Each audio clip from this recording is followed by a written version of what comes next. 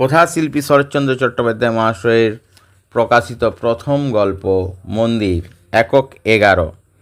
1 মাস হইয়াছে।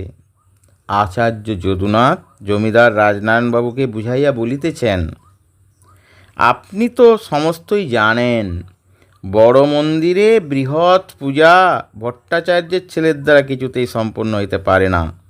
রাজনারায়ণবাবু সায় দেয়া বলিলেন, অনেক দিন হলো অপর্ণাও ঠিক এই এক কথাই বলছিল। আচার্য মুখমণ্ডল আরও গম্ভীর করিয়া কহিলেন, তা তো হবেই। তিনি হলেন সাক্ষাৎ লক্ষ্মী স্বরূপা, তার কি কিছু অগোচর আছে? জমিদার বাবুরও ঠিক এই বিশ্বাস। আচার্য কহিতে লাগিলেন, পূজা আমি করি আর যেই করুন, ভালো লোক চাই। মধু ভট্টাচার্য যতদিন বেঁচে ছিলেন তিনিই পূজা করেছেন, এখন তার পুত্রেরই পৌরোহিত্য করা উচিত। কিন্তু সেটা তো মানুষ নয়, কেবল পট আঁকতে পারে, পুতুল গড়তে জানে, পূজা অর্চনা কিছুই জানে না। রাজনারায়ণবাবু অনুমতি দিলেন, পূজা আপনি করবেন, তবে অপর্ণাকে একবার জিজ্ঞাসা করে দেখব। পিতার নিকট একথা শুনিয়া অপর্ণা মাথা নাড়িয়া বলিল, তাও কি হয়? বামুনের ছেলে নিরাশ্রয়, কোথায় তাকে বিদায় করব? যেমন জানে তেমনই পূজা করবে, ঠাকুর তাতেই সন্তুষ্ট হবেন। কন্যার কথায় পিতার চৈতন্য হইল। এতটা আমি ভেবে দেখি নাই। মা, তোমার মন্দির, তোমার পূজা, তোমার যা ইচ্ছা তাই করো, যাকে ইচ্ছা ভার দিও। এই কথা বলিয়া পিতা প্রস্থান করিলেন। অপর্ণা শক্তিনাথকে ডাকিয়া আনিয়া পূজার ভার দিল। বকুনি খাইয়া অবধি সে আর এদিকে আসে নাই। মধ্যে তাহার পিতার মৃত্যু হইয়াছে, সে নিজেও রুগ্ন। শুষ্ক মুখে তাহার শোক দুঃখের চিহ্ন দেখিয়া অপর্ণার মায়া হইল। কহিল, তুমি পূজা করো, যা জানো তাই করো, তাতেই ঠাকুর তৃপ্ত হবেন। এমন স্নেহের স্বর শুনিয়া তাহার সাহস হইল। সাবধান হইয়া মন দিয়া পূজা করিতে বসিল।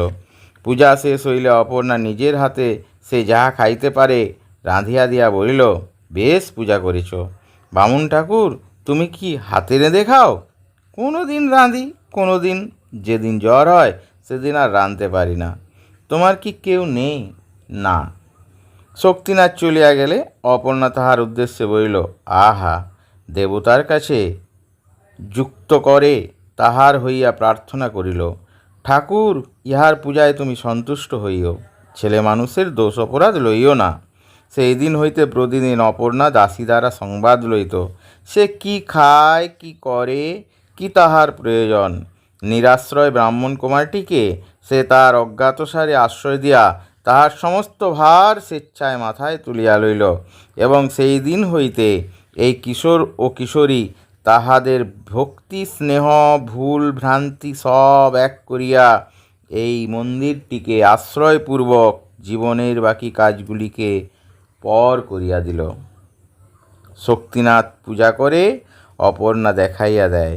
শক্তিনাথ স্তব পাঠ করে, অপর্ণা মনে মনে তাহার সহজ অর্থ দেবতাকে বুঝাইয়া দেয়।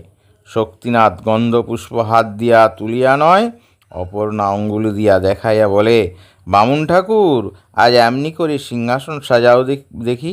বেশ দেখাবে। এমনি করিয়াই বৃহৎ মন্দিরের বৃহৎ কাজ চলিতে লাগিল। দেখিয়া শুনিয়া আচার্য আশ্চর্য হইয়া কহিলেন, ছেলে খেলা হচ্ছে? বৃদ্ধ রাজনারায়ণ বললেন, যা করে হোক মেয়েটাকে নিজের অবস্থায় ভুলে থাকলেই বাঁচি।